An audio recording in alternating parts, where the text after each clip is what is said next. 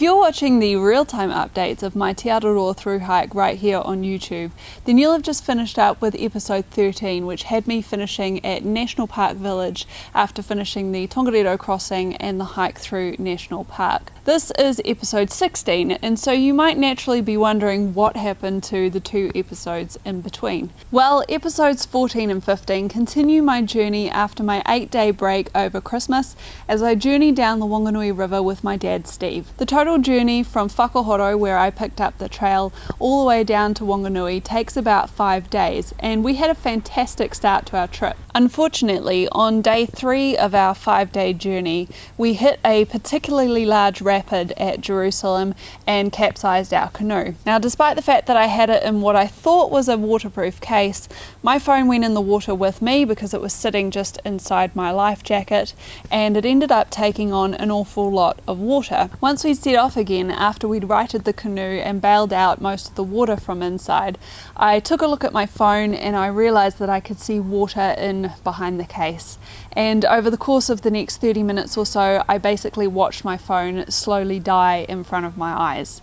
Unfortunately, that's meant that all of my footage, photos and video from basically the entire Whanganui River section is currently in limbo. I am in the process of sending my phone to a data recovery company over in the US with the hopes that they can recover it, but unfortunately it's going to take probably the best part of 2 or 3 months for them to get that data back. I'm really hopeful that they are going to be able to recover that data though, and that means that at some point in the future I'm going to be able to put together 2 new episodes for you documenting and showing the journey down the Whanganui River, which was quite possibly one of my favourite parts of the entire trail, and that's quite ironic considering the fact that I was so nervous about it before I started. So until those 2 episodes are available, we're just going to pick up the narrative from Whanganui with this episode 16, and I hope that you enjoy the rest of my journey down to the bottom of the North Island. Good morning everyone. I'm leaving Whanganui this morning. So obviously because of all the issues that I've been having with my phone, I did have to take a bit of a rest day here in Whanganui yesterday. I actually ended up doing a Nero day, so I ended up hiking the 6 or 7 kilometres or so into Whanganui city to try and sort out my phone.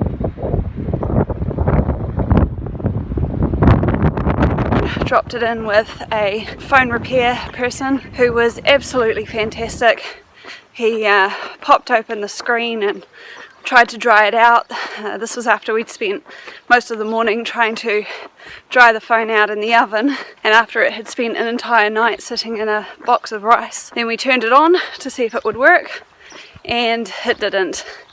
So it is currently with Dad on its way back to Taupo, where hopefully it will sit in an airing cupboard for about a week, and hopefully I can then get the photos and videos off of it from the first 3 days down the river. I mean, obviously it's more important that we got off the river safely than it is for me to have those photos and videos and things, but it will be really upsetting if I've lost all of that. It's Dad's first experience having done something like that too. I know we've got lots of memories that we've made obviously in our brains, but it is nice to have those pictures and things to show other people, and of course I wanted to be able to show you guys as well. Dad has very kindly sent me off this morning with his phone. You might be wondering what the plan is. At the moment it's a very short plan.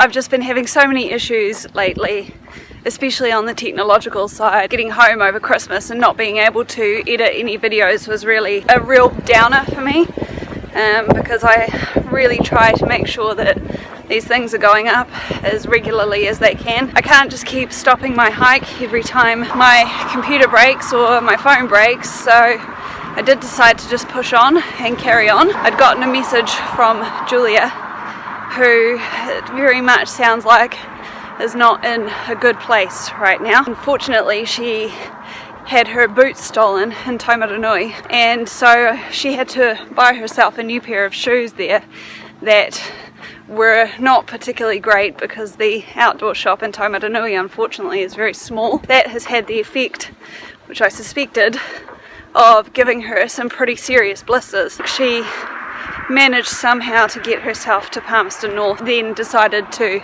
skip around to Wellington. It's a real shame for her because I know how much she would have wanted to have done that. On the spur of the moment, I just said to her, look, I'm not really looking forward to doing the tararuas, and I'm also in a similar sort of place. It's been really hard getting used to walking with people and then all of a sudden being by yourself again. So I said to her, look, let me just get to Palmerston North and then I'll hop on a bus, I'll come and meet you, and we will head on to the South Island together, and I will do the Queen Charlotte track with her, and then I will somehow hopefully get myself back to Palmerston North to carry on down the rest of the North Island. I'm sort of going against the norm that I've created for myself so far, which is to basically keep hiking in a continuous southerly direction. I've managed to keep that so far, but that's okay, I don't mind that. It does mean skipping the halfway point for now, but I'm okay with that because it's more important to me that Julia gets to where she needs to go, and that we both sort of get ourselves back on track a little bit, because it's been a very difficult few weeks since we split up with each other, I think, one way or another. But the trail is slowly teaching me that you just have to go with the flow on these things. You just never know what might happen. I'm just gonna go with it and see where it takes me.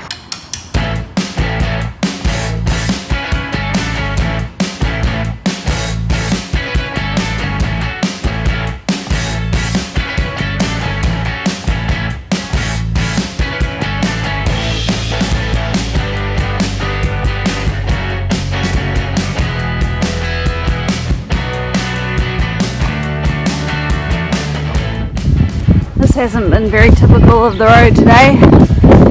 It's been very narrow up until now, not much shoulder to walk on at all. So this is luxury.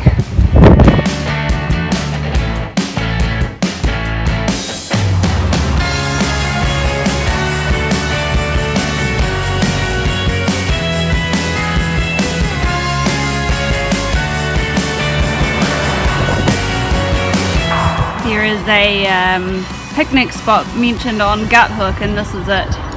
This is on State Highway 3, going towards Bulls and Palmerston North. I wouldn't want to camp there, but there is a little bit of shade.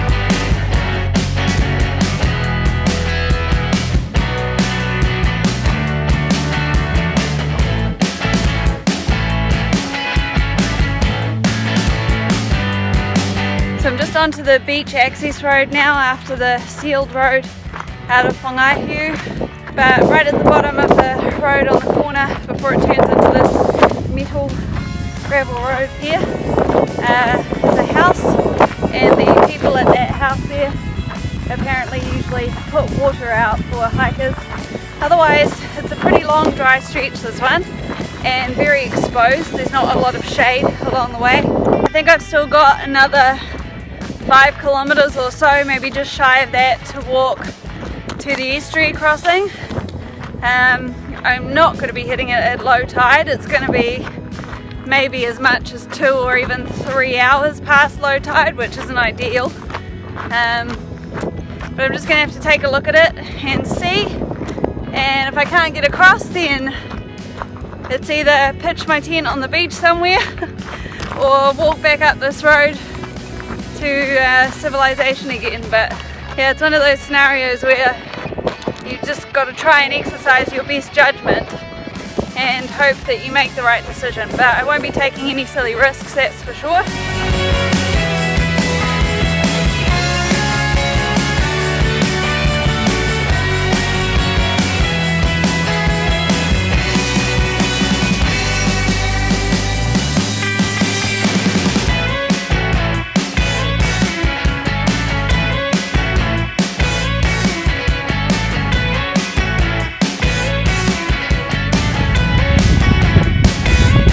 Well, there's the marker on the other side.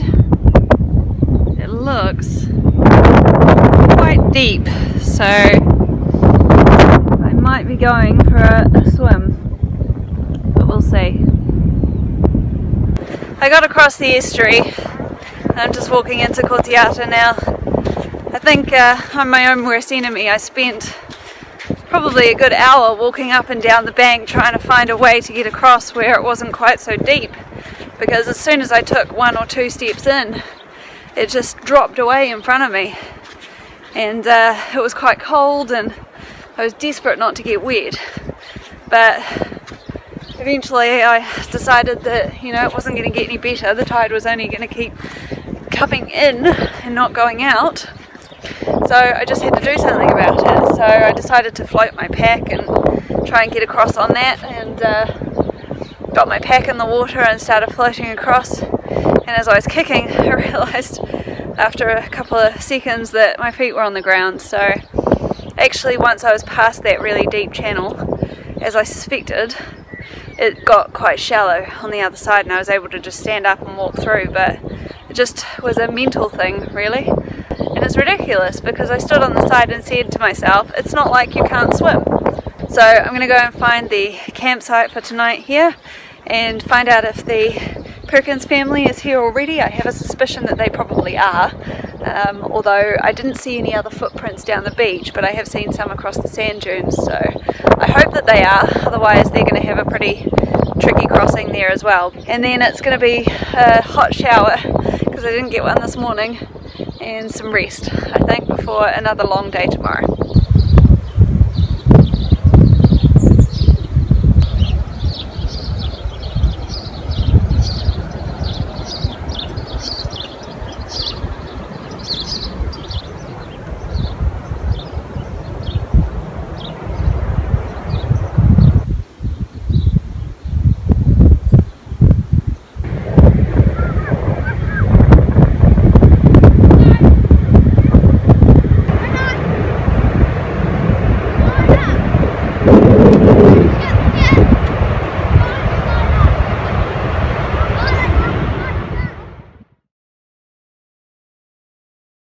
Good morning everyone.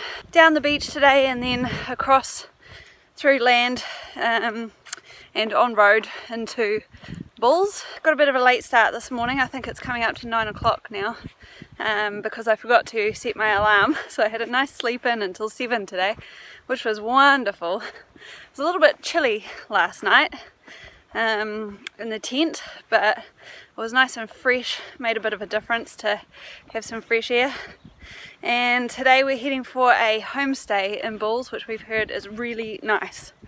The Perkins family, Zara and Mark and their 2 children, Josie and Sadie, got in very late last night.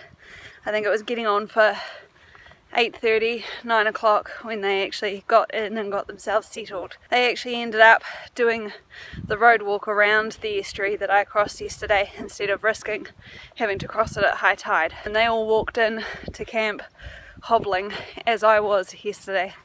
So we're all quite sore this morning. It's the effects of spending 5 or 6 days on a canoe, and for me also having those 8 days off at home as well.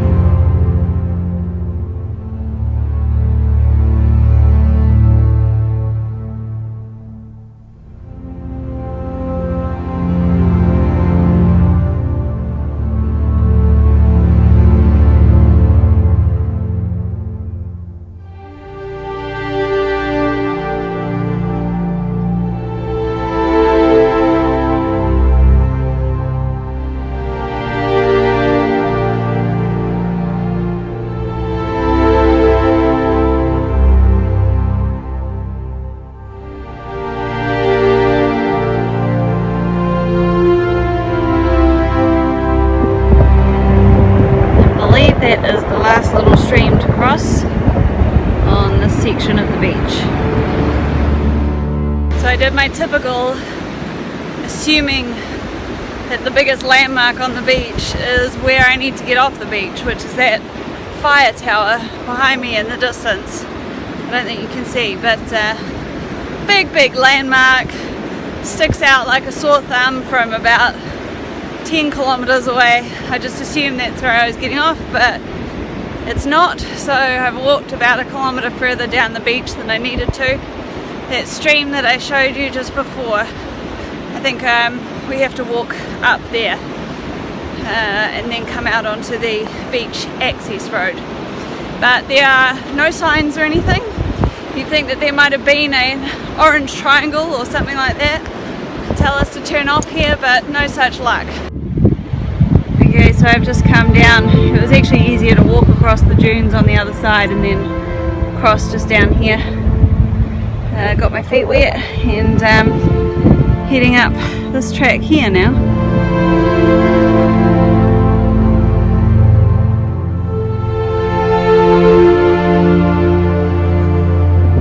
I managed to make it to the road, but I definitely didn't come the right way. I think I started off over here somewhere and wound my way round past and through the river, and then ended up in a field or a paddock just over this hill here.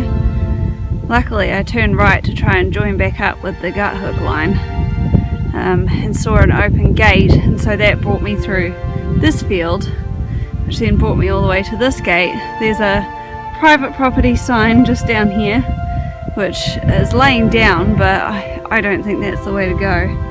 And the trail line, I mean, I guess it sort of comes down here, but that gate's padlocked, so I have no idea where the actual trail was supposed to have come, but I made it, thankfully, without anyone seeing me, otherwise I might have got into trouble. But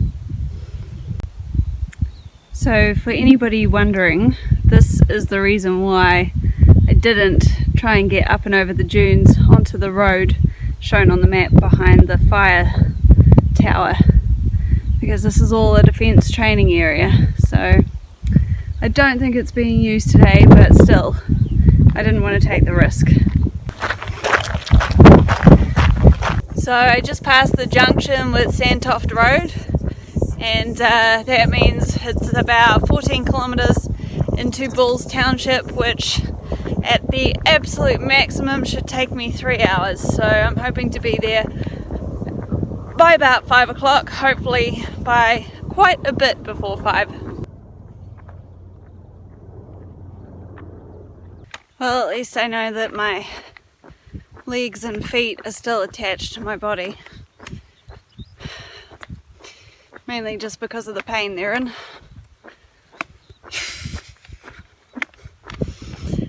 17 kilometres of road walking is fine if you haven't already walked 13 kilometres along a soft sandy beach in the morning. It's just a really good reminder today of the trials and tribulations of Northland. Feels like I'm back up there. Plus it's hot and there's no shade on this road today.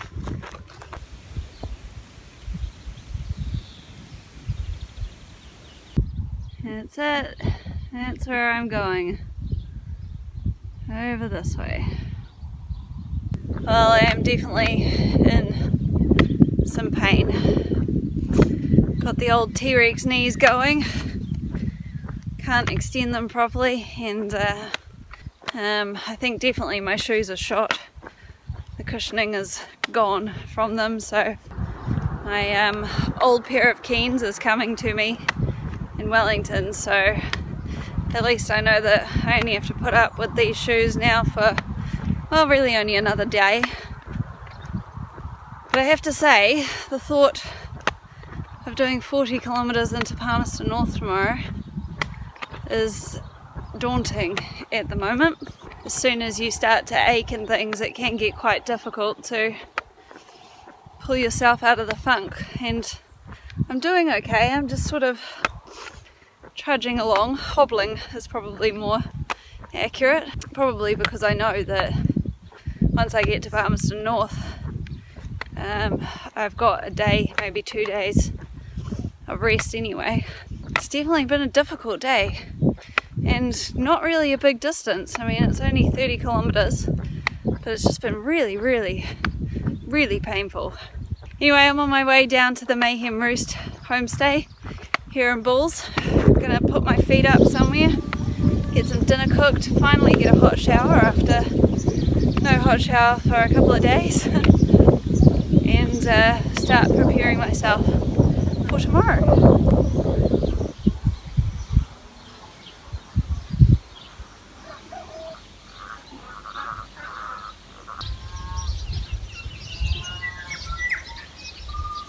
So this is the state of my feet today after 2 days of road walking. You probably can't really tell because the light is quite bad, but I have finally developed my first blisters of the trail just between the toes there. So I'm just gonna give it a wee pop. See if I can get this in here.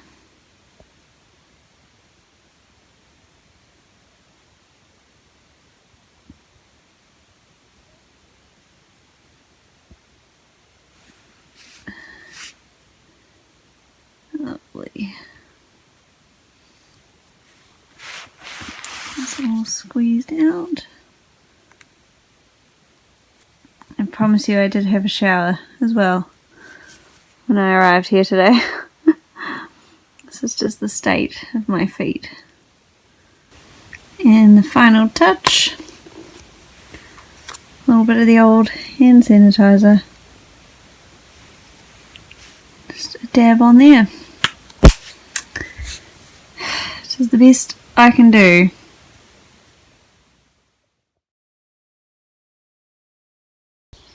This is a little cabin, they call it the dock hut, that I stayed in last night.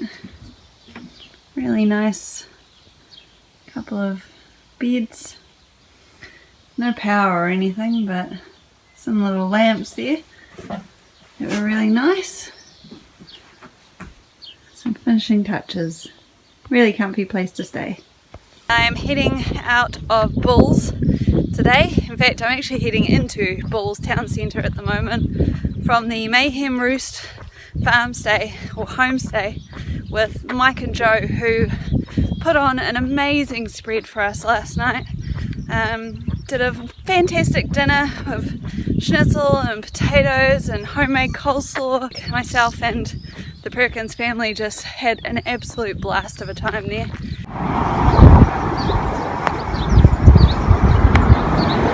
There are a number of ways that today could go. It's about 17 kilometres into Feilding, which would be a nice distance to complete today. And from Feilding, there are a few different things that I could do. There is a bus that leaves Feilding at 12 o'clock, which I'm trying to aim for. That bus potentially goes to just Palmerston North, or I could get to Palmerston North and then pick up a bus to Wellington and be able to meet Julia in Wellington tonight. The alternative obviously is to carry on walking from Feilding right the way through to Palmerston North, but that would make it a 39 kilometre day today, and whereas I'm happy to try and give that a go, I think the reality is that my feet and legs are just not going to be able to stand up to it.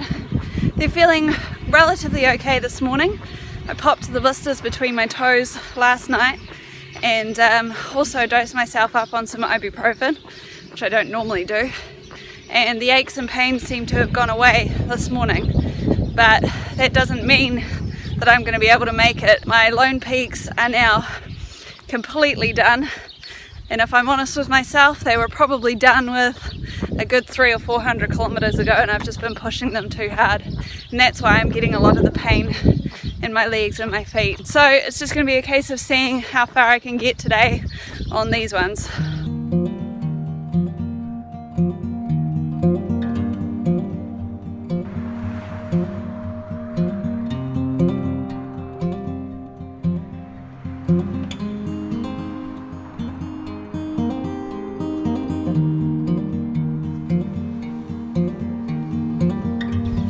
Finally starting to see some Te Araroa trail signs again. It's like I'm heading out along this road here.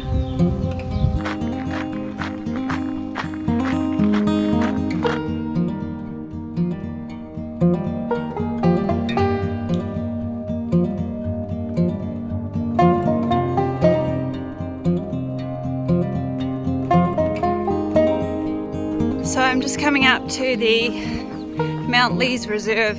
It is threatening to rain, which I have no problem with that. I would much rather be walking through the rain than through the blistering sunshine like yesterday.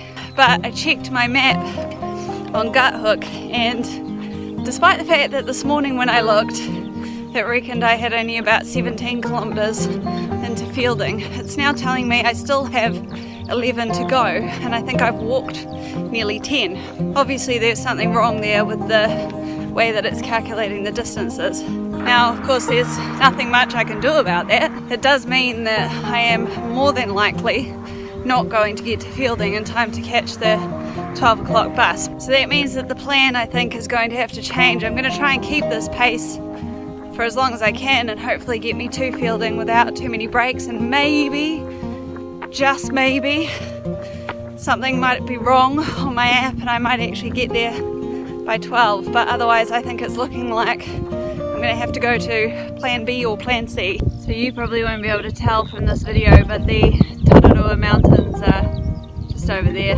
And the group that I was hiking with before Christmas, so Ed, Reese, possibly Alex, Mayan, Amalyn, potentially John as well, they should all be up there right now.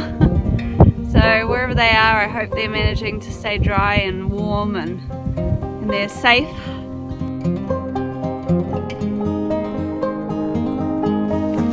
Quite a dangerous section of road here. There's not really a verge to walk on, and it's an inside bend. So I stopped for a break about 2 kilometres or so ago.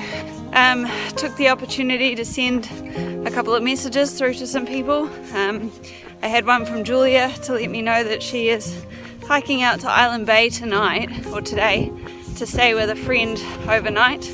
There just doesn't seem to be much point in me making an effort to get all the way to Wellington today if she's not even there. So there is just a normal rural bus service that goes from Feilding to Palmy for only like $5, so I might take advantage of that, or I have the option of splashing out on a motel tonight, which sounds amazing, but when I put it into context, the price that a motel is going to cost me is the equivalent of maybe 4 or 5 nights on the trail. Or I have the option of busing to Palmerston North, getting onto a bus that goes down towards Wellington, and potentially staying with another friend that I have over on the Kapiti coast.